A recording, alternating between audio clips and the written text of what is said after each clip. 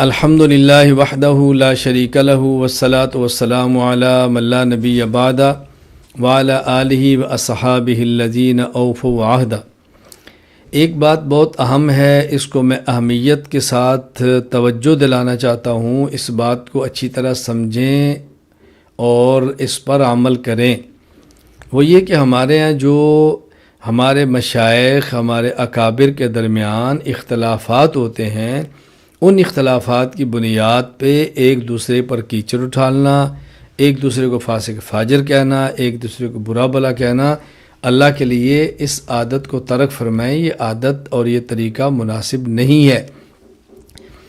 اگر آپ کا تعلق ایک شیخ کے ساتھ ہے، ایک استاذ کے ساتھ ہے، کسی بزرگ کے ساتھ ہے، آپ ان کی رائے پر مضبوطی کے ساتھ جمے رہیں، ان کی رائے پر عمل کرتے رہیں، لیکن دوسروں کی توہین نہ کریں، دوسروں کی تنقیص نہ کریں اور دوسروں کی تحقیر نہ کریں اور دوسروں کو برا بلا مت کہیں، دوسروں کے بارے میں بغض اور کینہ نہ رکھیں، دوسروں کے بارے میں گندی فضا مت بنائیں۔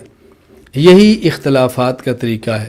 ایک ہوتا ہے عقائد کا اختلاف، وہ اختلاف الگ ہے، اس میں ایک حق ہے اور ایک باطل ہے۔ ایک ہوتا ہے مسلک کا اختلاف، یہ ہدایت اور ضلالت گمراہی کا اختلاف، یہ الگ ہے۔ اور ایک ہوتا ہے مذہب، اجتہادیات اور فروعی مسائل کا اختلاف، اس میں گنجائش ہوتی ہے۔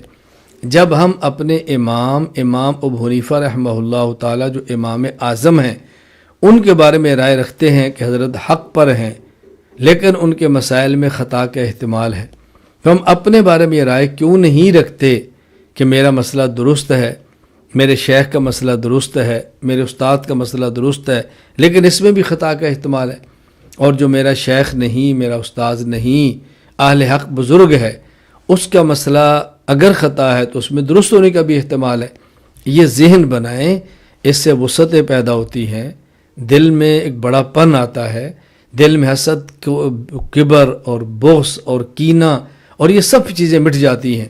اللہ تعالیٰ میں ان باتوں کو سمجھنے کی توفیق عطا فرمائے، اس چیز کا بہت زیادہ خیال فرمائے، بہت زیادہ خیال فرمائے، باہمی محبت اور رواداری کی فضا بنائیں۔ ان طرح چھوٹی چھوٹی باتوں پر اہل حق کا باہمی لڑنا، جھگڑنا اور ایک اختلاف کی فضا کو پیدا کرنا مناسب نہیں۔ اللہ مجھے اور آپ سب کو بات سمجھنے کی توفیق عطا فرمائے۔